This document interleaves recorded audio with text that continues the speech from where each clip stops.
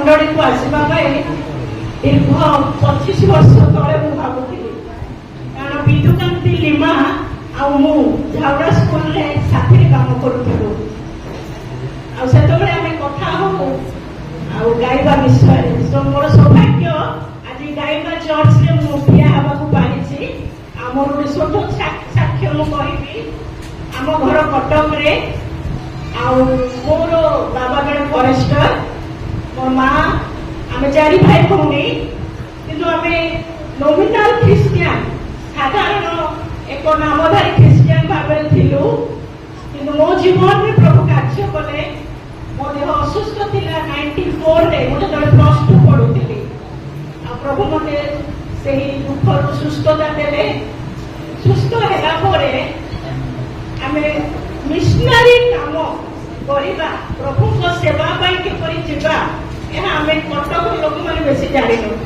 Missionary काम pastors missionary प्रभु को सेवा करिबा Gajapati fast number hallelujah hallelujah जेते कटक मंडली अछंती सबुठी गजपति रो पास्टर माने अछंती तो मिशनरी माने किपरि सेवा करती मु जानि नथि किंतु प्रार्थना करे सब बडे प्रभु मते तुमे केमते जगह नियो जो जगह रे तुमर सेवा होथबो प्रार्थना होथबो गिरजा होथबो से बयस केते थिला केते ह्यूमन को देखि मते बहुत खुशी लागला कारण मु सेही बयस रे प्रभु को सेवा पाई जायते 18 वर्ष रे मु प्रभु को पाई कमिटेड हेली +3 सेकेंड ईयर बळकू आ मु घरे कहिली मु प्रभु को सेवा कार्य पाई जीवी जेतबे मोर सेवा कार्य कथा डिसीजन सुनिले मोर परिवार मो बाबा कहले 4 भाई भौणी तमे 3 जन अछंती तते कोन हम खाइबा को देई पारिबुनु तू जीव कोआरे को जगह कोन सेवा आमे छाड़ीबुनु तते किंतु प्रभु मते डाकी थिले सेति पाई मु कहली मु निश्चय जीवी 1998 मु एफएफपी गोटे एप्लिकेशन देली एप्लिकेशन पर इंटरव्यू पर डाकिले मु बाबा को जाए से फरेस्ट बीट आम चौदार पाखे गोटे बीच अच्छी से बाबा थे से गली आ कही मत एफएफपी जॉइन होबार अच्छी मत कल लेटर आसबार अच्छी मत पैसा दिया मुझे टिकट काटी बाबा कहले नाई जीवार किसी दरकार नहीं जुवा झील कुआड़े जीवु से कि सेवा कौन सेवा आम जानु पठेबू ना 8 किलोमीटर जे साइकिल धरी मुझे जाइए बाबा पाक पैसा काटवा टिकट बुकिंग पाई आते से मना कले घर को फेरिकी आसली फेरिकी आसला माँ को कहली माँ माँ मैंने बहुत इम्पोर्टाट माँ दुकान माँ बस आप बहुत इम्पोर्टाट आप झील आ मोर माँ बहुत इम्पोर्टाट थिला से कहला तू चिंता करनी मुझे ना कौटी तो पैसा जोगाड़ करके पठेबी आ घरे गोटे स्टाबलाइजर थिला सेटा बिकिदेला 500 टंका से स्टाबलाइजर पैसा 450 टंका कोलकाता जीवा पाई से इंटरव्यू थिला 450 टंका टिकट पैसा 50 टंका मो माँ हाथ में देला एड़े गोटे बाक्स जो 3 मास घरे रखुचु से बाक्स सुटकेस भी नथिला से बाक्स भरली टिकट कन्फर्म नहीं बाथरूम पाखे से 3 बाक्स 2टी ड्रेस गोटे शाढ़ी आउ किसी साबुन तेल रखिकी आम ट्रेन में बसिली मो बाबा देखा आसी नी झील जाऊँगी बोले प्रभुंर अनुग्रह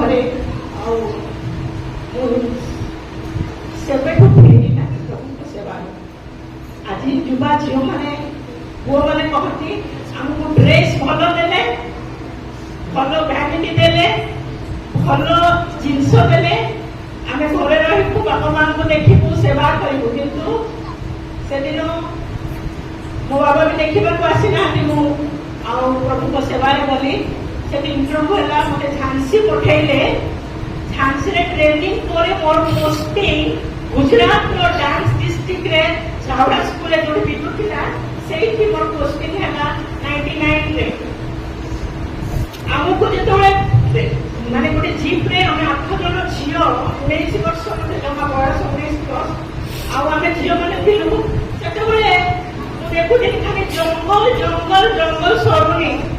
ତାପରେ ମୁଁ ଫାଷ୍ଟ ଝିଅ ଓଡ଼ିଶାର ସେଠି ସେଇ ଗ୍ରୁପରେ ଥିଲି ଆଉ ମୁଁ କାନ୍ଦିବାକୁ ଲାଗିଲି। କାରଣ ଯେତେବେଳେ ଆମେ ଝାଉଡ଼ା ସ୍କୁଲରେ ପହଞ୍ଚିଲୁ ପୁରା ଚାରିକାର ଯାକ ଜଙ୍ଗଲ କାଟିରେ ତିଆରି ମାଟିରେ ବେଶା ହେଇଛି ଘରଟା। ଆମକୁ ମଝିରେ ପୁରେଇକି ସେଠି ରଖିବାକୁ କହିଲେ, ଏମିତି ଚଟେଇ ଦେଲେ। ଆମର ଗୋଟେ ବ୍ୟାଗ୍ ଥିଲା, ସେ ବ୍ୟାଗ୍କୁ ତକିଆ କରିକି ଶୋଇବାର ଅଛି। ଖାଇବା ପାଇଁ ଏତେ ଭୋକ ଲାଗୁଛି। ଆମେ ରୁଟି ମୋଟା ମୋଟା ରୁଟି ଲୁଣ ମରିଚ ଆଉ ରସୁଣରେ ଚଟିକିରି ଆଉ ଗୋଲା କରିକି ଦେଇଥିଲେ ଆମକୁ ଖାଇବା ପାଇଁ। ସେଇଟା ଦେଖି ମୁଁ ବହୁତ କାନ୍ଦିଲି। ପ୍ରଭୁ ଏଇଟା କଣ ମୋ ସେବା କରିବା ପାଇଁ ଆସିଛି କି?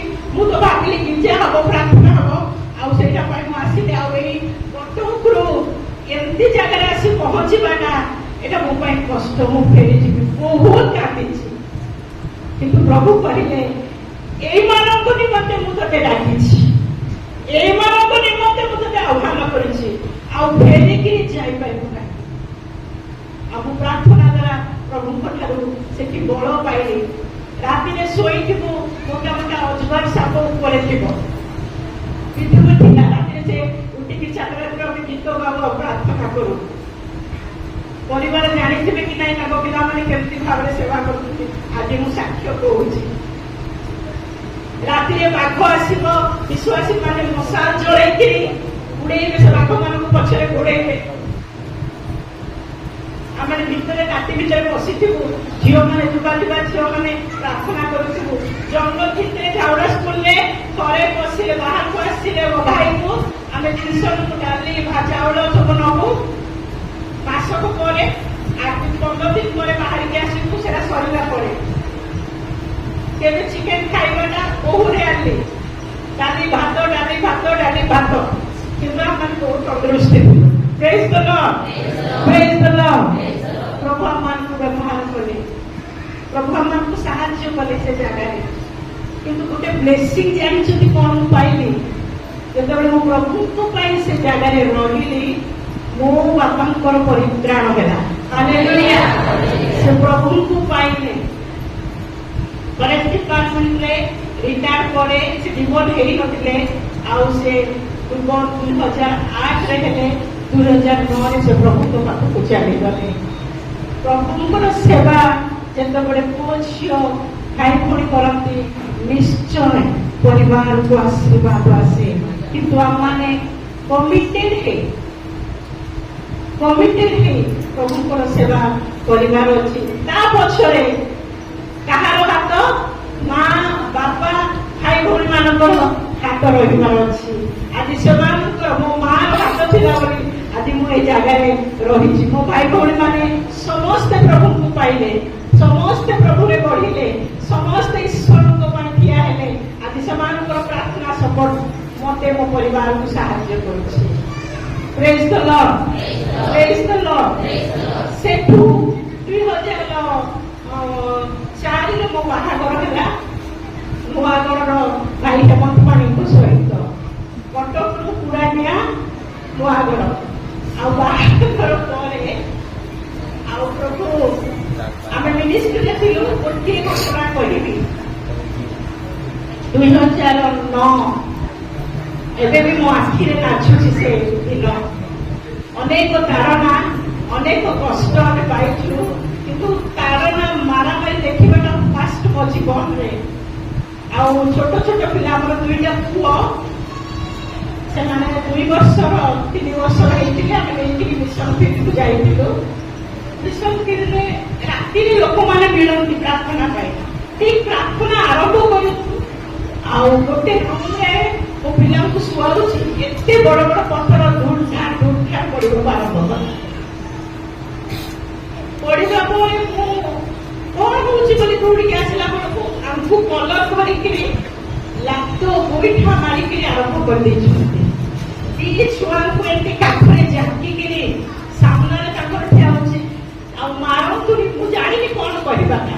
ମାରନ୍ତୁନି, ଆମେ ପ୍ରଭୁଙ୍କ ସେବା ପାଇଁ ଆସିଛୁ, ମାରନ୍ତୁନି, ଏତିକି ଏକା କହୁଛି। ତାପରେ ସେମାନେ ଛାଡ଼ିଲେ, ବିଶ୍ୱାସ ମାନେ ଛଡେଇକିରି ଆମକୁ ହାଇୱେକୁ ଆଣିକି ଛାଡ଼ିଲେ। ମୁଁ ଫାଷ୍ଟ ଟାଇମ୍ ଦେଖିକି ମତେ ଏତେ ଦେହ ଥଣ୍ଡା ହେଇଯାଇଛି। ଘରକୁ 15 କିଲୋମିଟର ଆସିଲା ପରେ 3ଟା କମ୍ବଳ ଘୋରଉଛି ଆଉ ଥଣ୍ଡା ଯାଉନାହିଁ। ସେଇ ରାତିରେ 14 ରାତି ସେଇଟା ସେପ୍ଟେମ୍ବର ମାସ ଘରେ ପହଞ୍ଚିଛୁ। ମୋ ବାବାଙ୍କର ଫୋନ ଆସିଲା, ଝିଅ ମୋର ଛାତିରେ ଟିକେ ପେନ୍ ହଉଛି। ମୁଁ କହୁଛି ରୁହ, ତମ ଜୁଇଁକୁ ପୁରା ମାଡ଼ ହେଇଛି, ତୁମେ କାହିଁ ବ୍ୟସ୍ତ ହଉଛ, ତମ ଛାତି ପେନ୍ ଭଲ ହେଇଯିବ, ଆମେ ପ୍ରାର୍ଥନା କରିବୁ, ମୁଁ ସକାଳକୁ କଥା ହେବି, ସକାଳକୁ କଥା ହେବି। କିନ୍ତୁ ଆପଣ ଜାଣନ୍ତି ସେ ରାତି ଏମିତି ରାତି ଥିଲା ଆମ ପାଇଁ।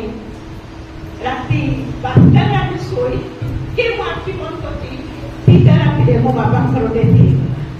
ସେ ପ୍ରଭୁଙ୍କ ଗୋଡ଼କୁ ଚାଲିଗଲେ।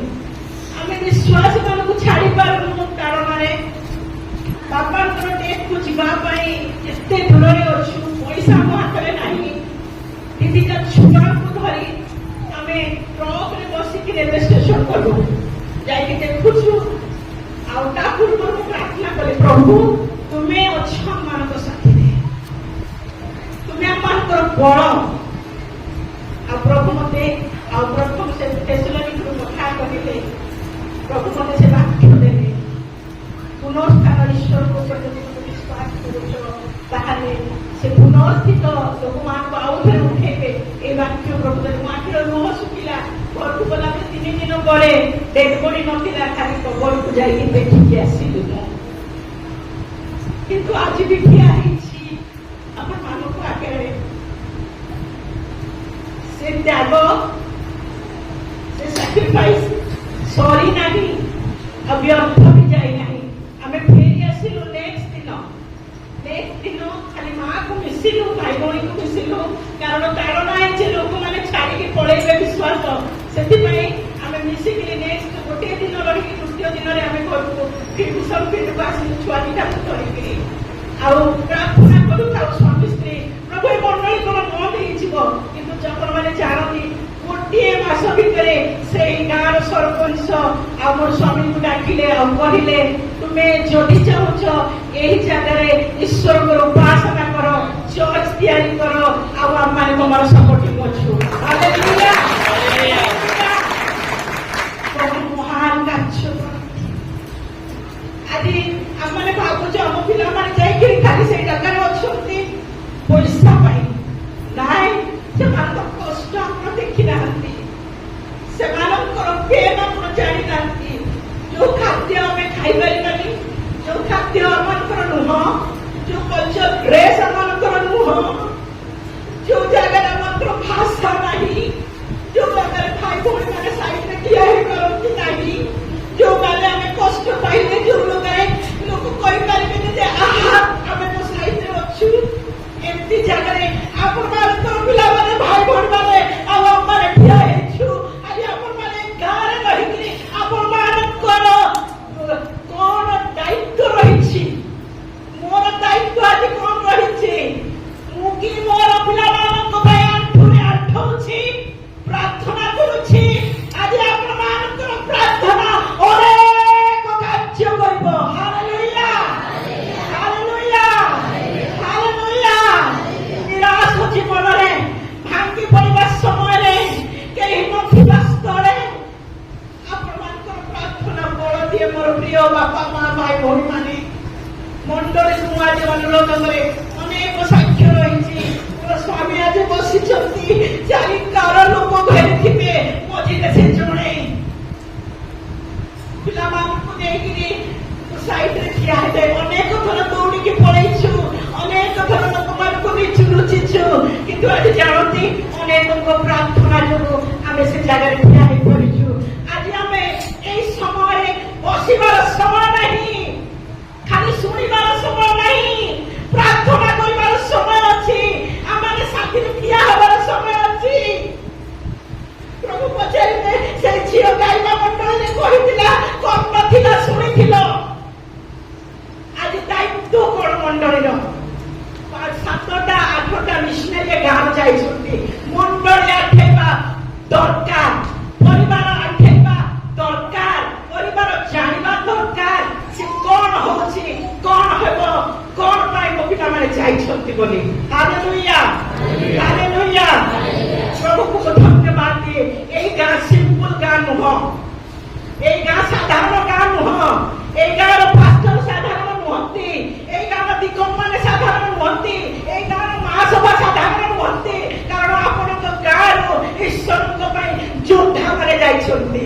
Praise the Lord, praise the Lord, hallelujah। ଆପଣମାନଙ୍କର ଦାୟିତ୍ୱ କ'ଣ ଅଛି? ପ୍ରାର୍ଥନା କରିବେ ତ, ପ୍ରାର୍ଥନା କରିବେ ତ? ଆହୁରି ପ୍ରସ୍ତୁତ ହୁଅନ୍ତୁ। ଯୁବା ଝିଅମାନଙ୍କୁ ପୁଅମାନଙ୍କୁ ମୁଁ କହେ, ଆଜି 17 ବର୍ଷ 18 ବର୍ଷର ଝିଅ ମତେ ଆଜି 47 ବର୍ଷ ହେଲା, ପ୍ରଭୁଙ୍କ ପାଇଁ ଯେଉଁମାନେ କମିଟେଡ୍ ହୁଅନ୍ତି ସେମାନଙ୍କ ପରିବାରକୁ ଆଶୀର୍ବାଦ ହୁଏ, ସେମାନଙ୍କ ପରିବାରକୁ ଆଶୀର୍ବାଦ ହୁଏ। ଆଜି ବି ପ୍ରଭୁ ଆପଣ ପିଲାମାନଙ୍କୁ ଡାକୁଛନ୍ତି, ମୋ ପାଇଁ ଠିଆ ହୁଅ, ମୋ ପାଇଁ ଆସ। ଗୋଟିଏ ବିଷୟ କହିବି, ଆପଣମାନେ ପ୍ରାର୍ଥନା କରନ୍ତୁ, ସାହାଯ୍ୟର ହସ୍ତ ବଢାନ୍ତୁ। ଆଉ ଆଜ୍ଞାଙ୍କ ମେସେଜରେ ଥିଲା, ପ୍ରଥମେ ତାହାଙ୍କ ରାଜ୍ୟ ଧାର୍ମିକତାର ଅନେଶ୍ୱରଙ୍କର ସମସ୍ତ ବିଷୟ ତୁମମାନଙ୍କୁ ଦିଆଯିବ। ନିଶ୍ଚୟ ପିଲାମାନେ ଯୋଉମାନେ ପ୍ରଭୁଙ୍କ ସେବା ପାଇଁ ରେଡି ହଉଛ, ମୁଁ ଚାହିଁଥିଲେ ମୁଁ ଯାଇନଥାନ୍ତି, ମୁଁ ଘରର ବହୁତ ସୁନ୍ଦର ଝିଅ ଥିଲି, ଝାଡୁ କରିବାକୁ କହିଲେ ବି ମୁଁ ଝାଡୁ କରେନି, ଲୁଚିକି ପଳେଇବି। କିନ୍ତୁ ଆଜି ବଡ଼ ଡେକ୍ଚି ଧରି 20, 25, 30, 40 ଲୋକଙ୍କ ପାଇଁ ରାତିଦାର ପ୍ରଭୁ ସାହାଯ୍ୟ କରିଛନ୍ତି। ଯୋଉ ଗାଁ ଯା, ଯୋଉ ଜାଗା ଯା, ସେଠି ଶୋଇବା ପାଇଁ, ଉଠିବା ପାଇଁ, ବସିବା ପାଇଁ ସାହାଯ୍ୟ କରିଛନ୍ତି। ଆଉ ମୁଁ ତାର ଆଶୀର୍ବାଦର ଅଂଶୀ ମତ ହେଇଛି। ମୁଁ ଧନ୍ୟବାଦ ଦିଏ, ମୋତେ ସୁଯୋଗ ମିଳିଛି। ଆଉ ଗାଇବା ମଣ୍ଡଳକୁ ମୁଁ ଜାଣେ ଆପଣମାନେ ସିମ୍ପଲ ଶୁଣି ନାହାନ୍ତି, ପ୍ରଭୁଙ୍କର କାର୍ଯ୍ୟ, ଆତ୍ମାର କାର୍ଯ୍ୟ ଏଇ ଜାଗାରେ ହଉଛି। ଆପଣମାନେ ଅନେକ ମିଶ୍ରାଣୀ ମାନଙ୍କ ପାଇଁ ପ୍ରାର୍ଥନା ଆଉ ଠିଆ ହେବେ ନିଶ୍ଚୟ। ମୁଁ ଗୋଟେ ମା, ଆଉ ମା ମାନଙ୍କୁ ମୁଁ ଚ୍ୟାଲେଞ୍ଜ କରେ, ସମସ୍ତ ମା ମାନଙ୍କର ଆଣ୍ଠୁର ପ୍ରାର୍ଥନା ଅନେକ କାର୍ଯ୍ୟ କରିବ। ପ୍ରେଜ୍ ଦ ଲର୍ଡ।